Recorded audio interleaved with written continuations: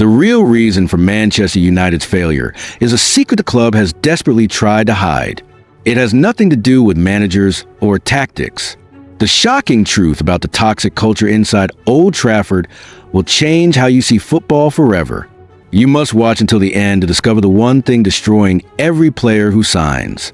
Manchester United has become less a football club and more of a living paradox, a cathedral of history whose walls echo with glory yet suffocate the present with shadows so heavy that even the brightest stars fade into ghosts the moment they step inside.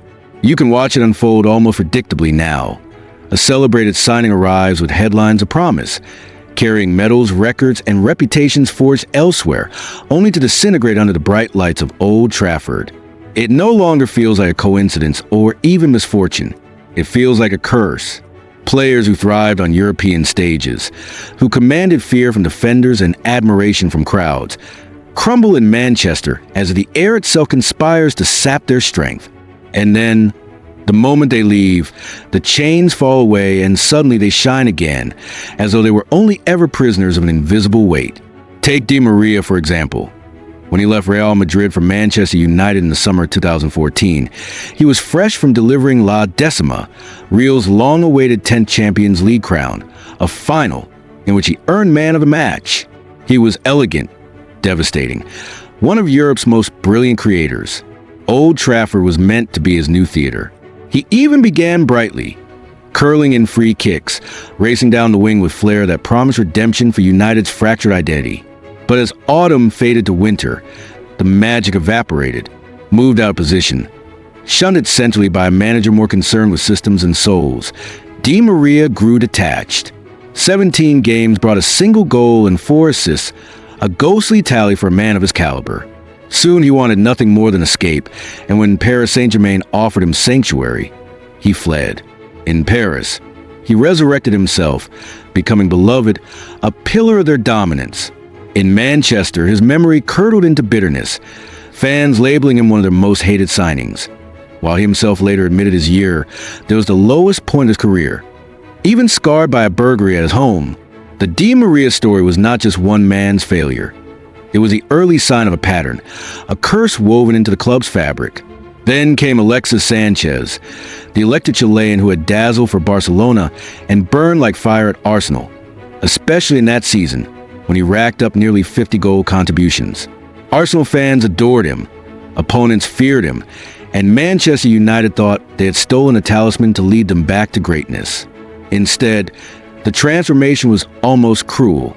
His touches turned heavy, his decisions erratic, his movements leaden. He managed only 5 goals in 45 appearances, a number unthinkably low for a player once ranked among the Premier League's finest. Later, Sanchez confessed with honesty that after his first training session at Carrington, he wanted to tear up his contract and return to Arsenal. The dressing room was lifeless, he said, fractured, toxic. The joy of football bled out of him there, only to return once he left. At Inter Milan, he rediscovered his spark, contributing to goals, lifting trophies, even helping them to a Serie A title. It was as if Manchester had never been his club, as if his time there existed in a void of despair. And yet, his story was not unique. It was simply another chapter in the ongoing tragedy. Anthony Elanga offered a different twist. He was not a superstar imported from abroad, but a product of United's own youth academy, molded in the same soil that had once produced the class of '92. But when promoted to the senior squad, he appeared ordinary, uninspired. His tally of 8 goal contributions across 55 games an underwhelming return. The club deemed him expendable and sold him to Nottingham Forest, a team clinging to survival near the bottom of the league. What happened next was almost poetic. Freed from the suffocating air of Old Trafford, Elanga exploded. Within 2 seasons, he produced nearly 30 goal contributions, tripling his output from United, even scoring a stunning solo goal that ran from his own half to the net, a goal of such audacity it mocked the decision to sell him. For United, he had been a mistake. For Forest, he became a revelation. This was the curse once again, strangling talent until escape became salvation. Paul Pogba's saga might be the most tragic of all, because unlike Elanga, unlike Di Maria or Sanchez, Pogba's return was meant to be a coronation.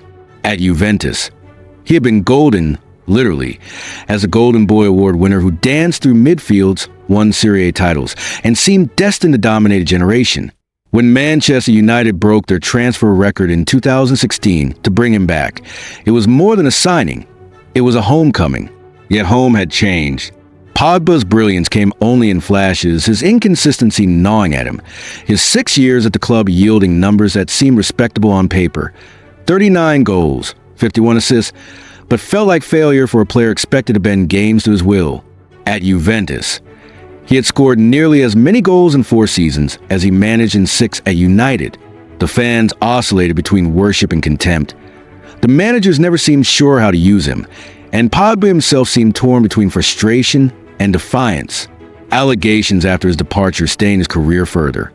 But even before those surfaced, his legacy at Old Trafford was already one of wasted promise.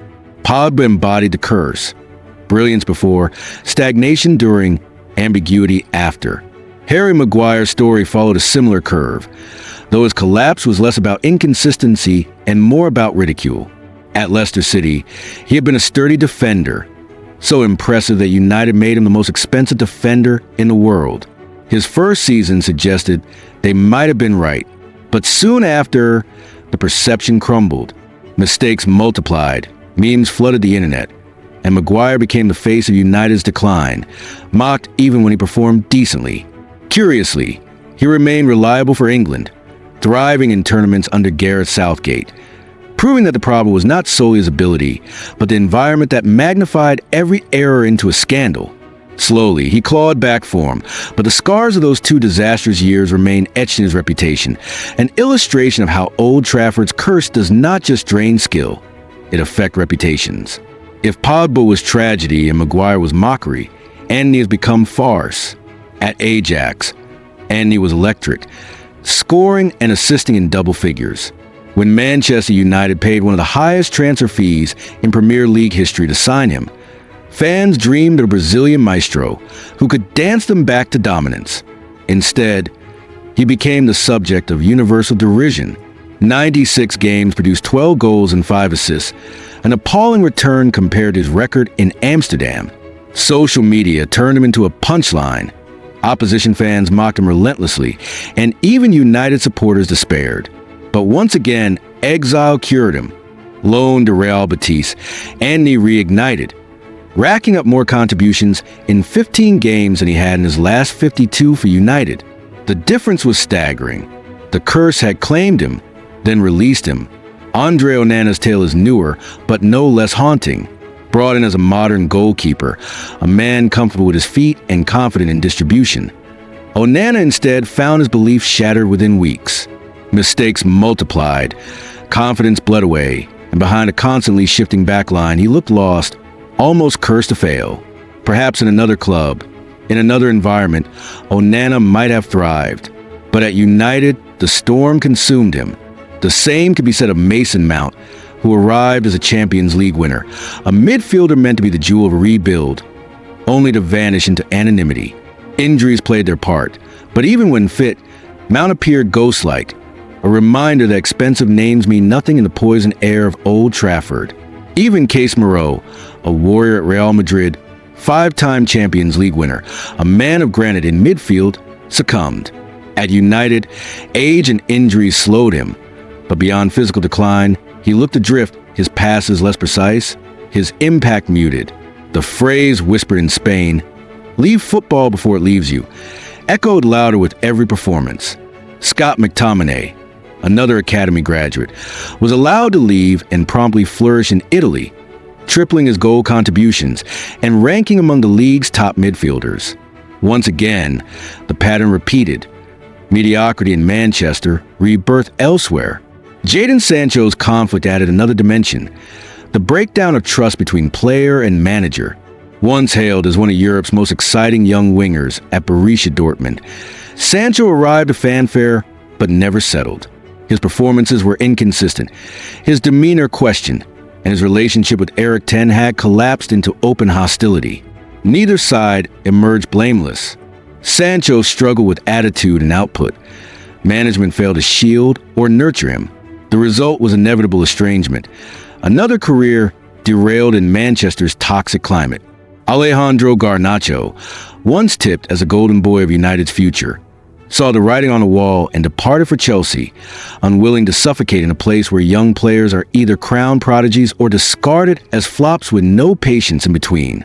Erasmus Hodgland, another talent barely allowed to bloom, seemed poised to follow, reportedly eyeing Napoli as an escape.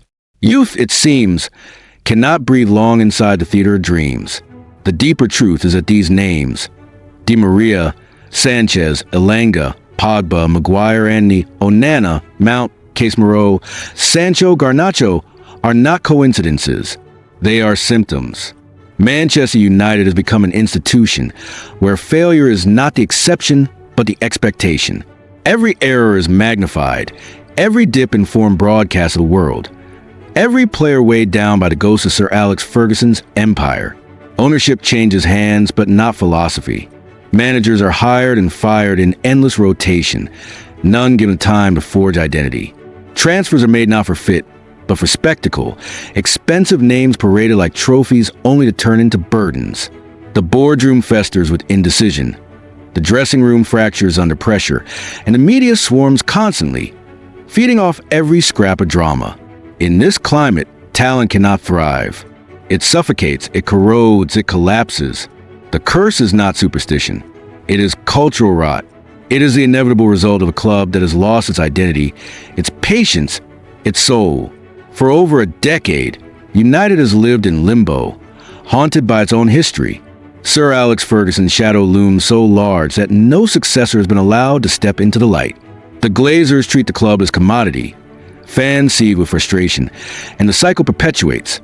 By big, hope, collapse, repeat. The players who arrive walk into the storm, into a place where every misstep becomes a headline, where redemption is rarely offered, and where the easiest path to freedom is departure. So when we look back at Di Maria fleeing to Paris, at Sanchez finding trophies in Milan, at Elanga soaring in Nottingham, at Pogba remembered more fondly in Turin, at Maguire more respected in an England shirt than in United red, at Anthony suddenly prolific once freed, at Casemiro reflecting on glory days gone, we see not isolated failures, but a tapestry of evidence. Manchester United is cursed, not by fate, but by itself. It is a curse of culture, of atmosphere, of identity lost. Until that is broken, until the club finds a way to cleanse the toxicity that bleeds from the boardroom into the pitch, no signing will thrive, no manager will endure, no youth will flourish. Every new name will simply become another chapter in this long, tragic narration. And so the cycle continues. The theater of dreams turned into the arena of nightmares, a place where legends are not made but unmade, where every arrival carries a question whispered by fans and rivals alike. How long before the curse takes them too? Do you think Manchester United's struggles come from tactics, or do you agree it is the culture dragging the club down? Which failed signing do you think best proves the curse? Share your thoughts in the comments and let the debate begin. And if you want more unfiltered football stories, subscribe so you never miss what comes next.